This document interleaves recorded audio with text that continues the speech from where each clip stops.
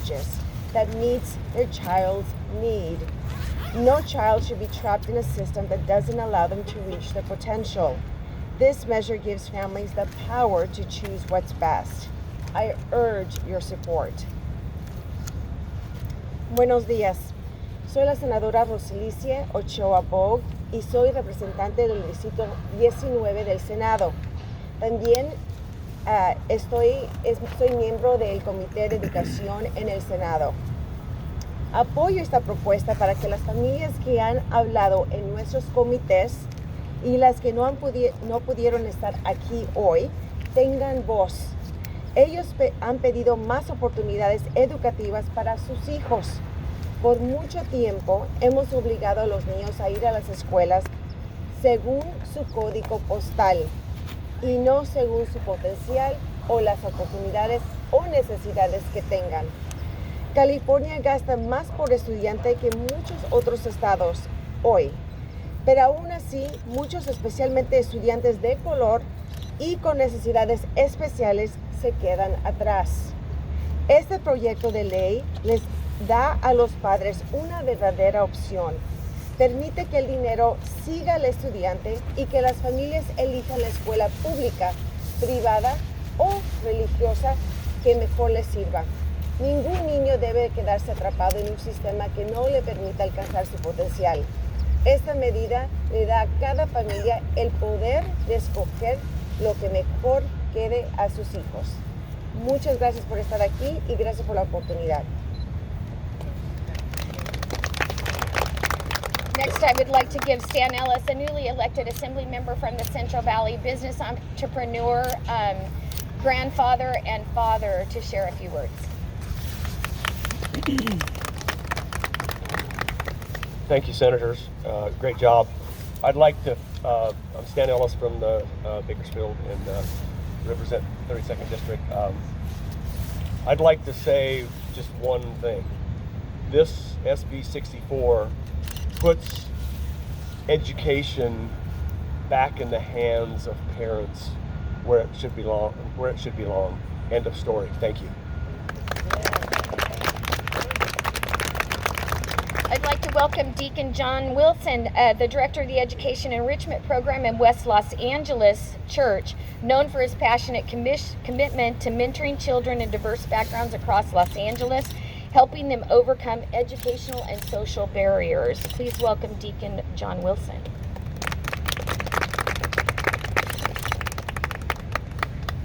Absolutely. I've been fighting for it for years.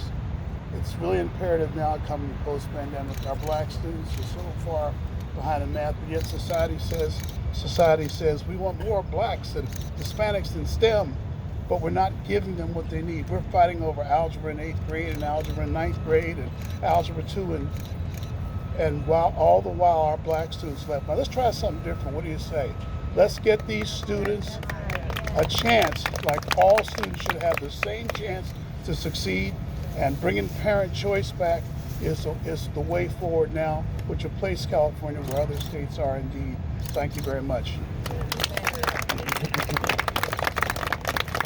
Next, I have a colleague from Santa Clarita, Senator Suzette Valadares Martinez, who's drawn her experiences as a former child care center manager, executive director of the Southern California Autism Speaks, and a new member of our caucus. Good morning, everyone. I'm Senator Suzette Valadares from District 23, and I want to thank you guys for being here this morning. And I am a proud voice for our kids and for choice, school choice. The California dream starts with a good education and a good job. But if kids can't read or write, that dream becomes a nightmare. As a mom of a smarty and a sassy 7-year-old girl who learns in her own very creative and emotional way, I know that a one-size-fits-all education doesn't work. Every child deserves an environment that meets them where they are. California's public school enrollment has plummeted by over 300,000 students, and it's on track to lose nearly 500,000 more by 2032. Families are abandoning schools that fail to inspire or support their children.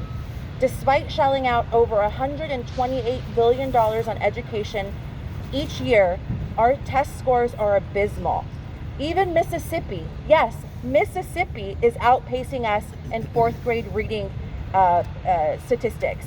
They use proven science-based reading plans that actually work, aka phonics, something that our so-called California education experts have completely overlooked. We're pouring billions into a system that leaves children behind, forcing them into schools based solely on their zip code. The issue isn't funding, it's politics. The majority party in charge in our capital panders to the teachers' unions instead of fighting for real science-based solutions that empower our kids. Across the nation, more than 30 state legislatures are considering bills that give parents real control over their children's education.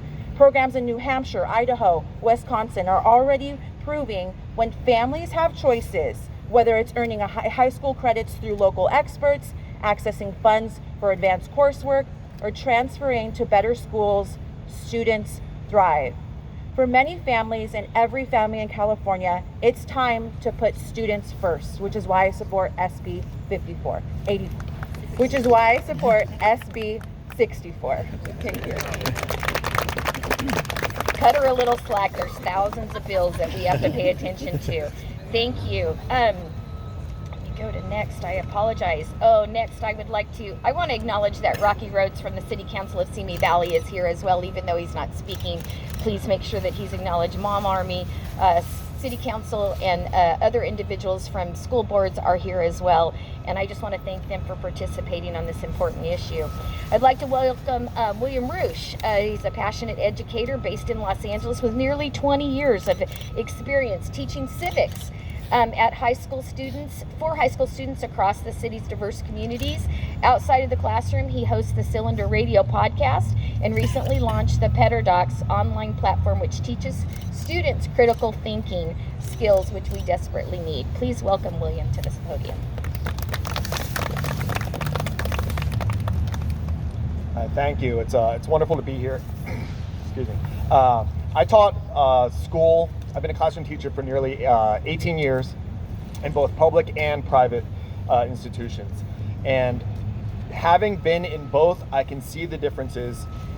This is my world.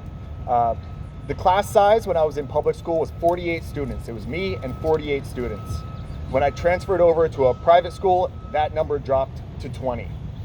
When I had 48 students in the class, the best and brightest were stifled because of the behavioral issues, and just my bandwidth was stretched so much. It's very important that the best and brightest from any community is able to thrive. And I watched as these students got very, very frustrated with their classmates, and yet the families had nowhere else to go because they couldn't afford to send them to a better school. I like to think about this like a grocery store, because when I taught in East LA, it was essentially a food desert. And a lot of the families didn't have access to the best food and the best grocery stores. But imagine the school system being like that, where they would say, can I go to the Whole Foods that's a couple of miles away? No, you have to go to the grocery stores in your community. Right. This is the situation that we're in. There's a better school that's just right down there. Can I send my kid to that? No, you have to go to this school. You have to stay in this environment. And I think that we understand that competition is good. I teach economics. We know that competition is good and it builds the best products, and yet the education system is not built in a competition model. With the increase of charters, with private schools, then there becomes a competition to bring in the best educators and the best systems so that we have the best results for those students. And SB 64, bless you, SB 64 is a way to get that for the students. $8,000 per student is a game changer for so many families. $16,000 for a family with a special needs child opens up so many opportunities to give support to that child. Personally, as a father of 3 sons, 10, 8, and 3 years old, my oldest was in first grade in the spring of 2022, and he went to a public LAUSD school. In the spring of 2022, he was masked and social distanced during recess. When I would ask, why is this happening? They just didn't have an answer for me. So we decided to pull my sons out, and we went to a Christian private school that was close to our home. And the tuition is $7,500 a year. Now, times 3 kids, I don't know if you know this, but teachers don't make a boatload of money. That is quite a strain on my family. And this bill would cover all of that tuition for my sons. And the school that they're at now has 6 recesses. So they have a recess, and then they go to school, and then they have a recess, and they go to school, and my kids are thriving there. I talk to parents all the time. Over the years, I've talked to parents who work overtime so that they can send their child to a better school. Okay, this is quite a strain. They pull away from crucial time at home to connect with their kids so that they can work, because it's so important to send them to the best educational institution. Students who stay in public schools have more students who stay in public schools will have more resources because the class sizes will get smaller as competition grows. So this idea that the students who are staying at public schools are going to be losing their funding and they're not going to get support, it will actually increase that because the bandwidth and the strain on these schools will become less. Giving opportunities to families who wouldn't typically have them shouldn't be a polarized issue. This is just something that we should understand, that the best schools should not be just relegated to the wealthy. And we need to understand, I have had students that were from very tough institutions or very tough environments who were brilliant, but they didn't have the opportunities to really exercise their muscles and showcase their brilliance. SB 64 is about bringing awareness, and Senator Grove is actively seeking solutions to a very real problem in education. The educational class divide is very real, and I believe that this seeks to rectify that. So I am very supportive, given my background and experiences, I'm very supportive of educational choice, and I think it's really wonderful that we're here talking about this right now. Thank you very much. Thank you, William. Last, I'd like to welcome my incredible bill sponsor, Lance Christensen, the Senior Fellow at California Policy Center and President of California Policy Partners with over 20 years of public policy experience. And today, California families demand charter school choice. Lance, a 7th-generation Californian, a husband, a father, has dedicated to advocate for empowering parents for improving education across all spectrums. Thanks, I appreciate your steadfast leadership on this issue. I ran for superintendent of public instruction in 2022, mostly because my 5 kids, all who are in the public school system in Sacramento, were not being given the opportunities to succeed. California is a place of pioneers. It's a place of explorers. It's a place of opportunity. And in 1849, when the founders of the state wrote the state constitution, they allowed for the ability to have common or public schools, but didn't say it had to be in brick buildings paid by the government. This bill, SB 64, would allow for monies that go to education and to children to follow those children. This is a basic principle. It allows parents to make the best decisions for their children that they can, and we're looking forward to the State Senate supporting this bill today. Thank you very much.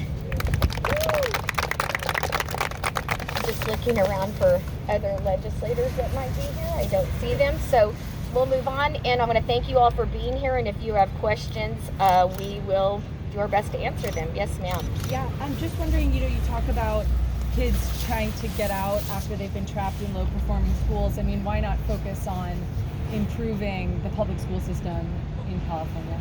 So the public school system in California roughly gets $25,000 per student, $1,800 above the national average, and we still are declining in numbers in educational opportunities and educational outcomes.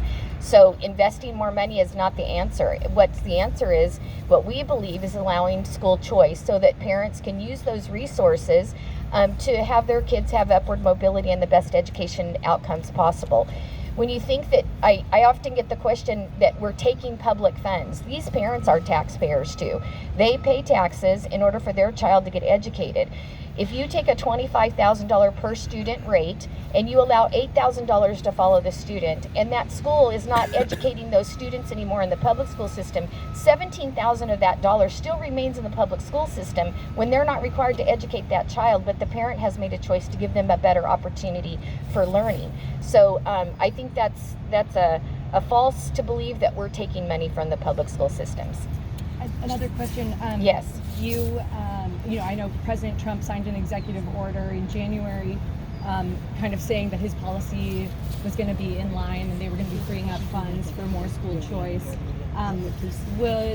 Would something like this be assisted or complemented by federal funding, or how would it be in line with President Trump's executive order, SB 64?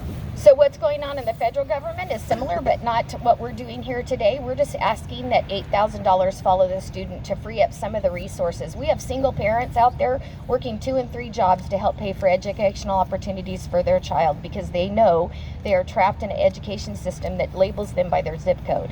You've heard stories. You talk to Deacon Johnson. If you talk to Deacon Johnson, he can tell you story and story about parents that are struggling to make sure that their kid gets the best opportunity possible. The education system in California has declined, even though we've invested more money. And this is just an opportunity to give parents a choice in their child's education.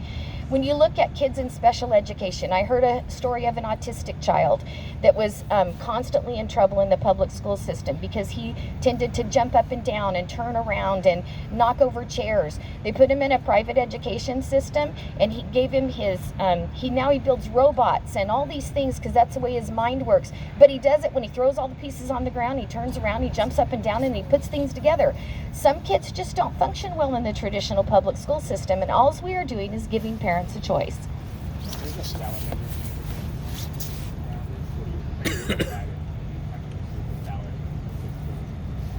So the question is on the ballot measure. There is a ballot measure because it shows that higher numbers of parents and Californians and across the United States support school choice.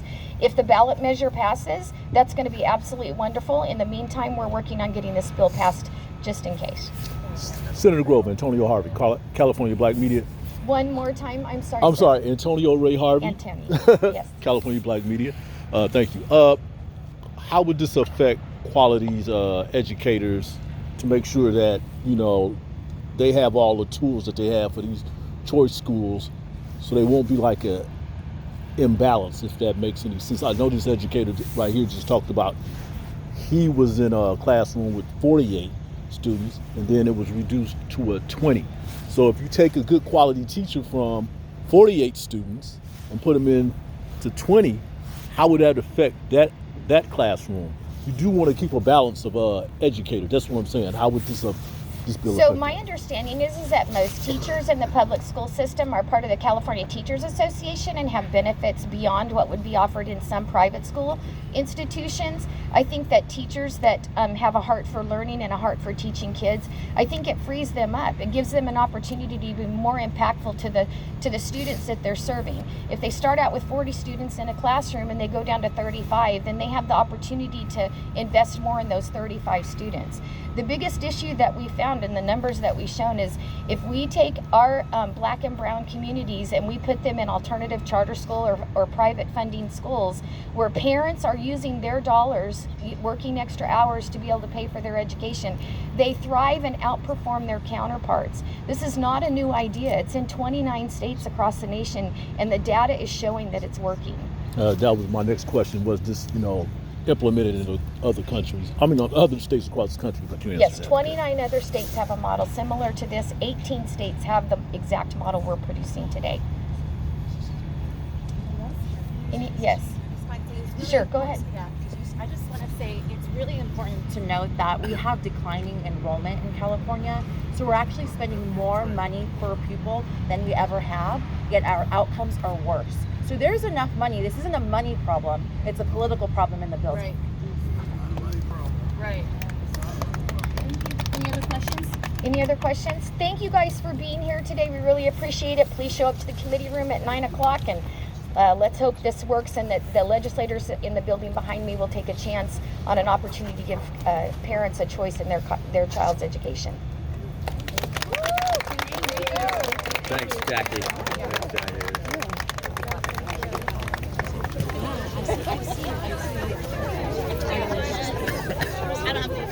Okay. Is it just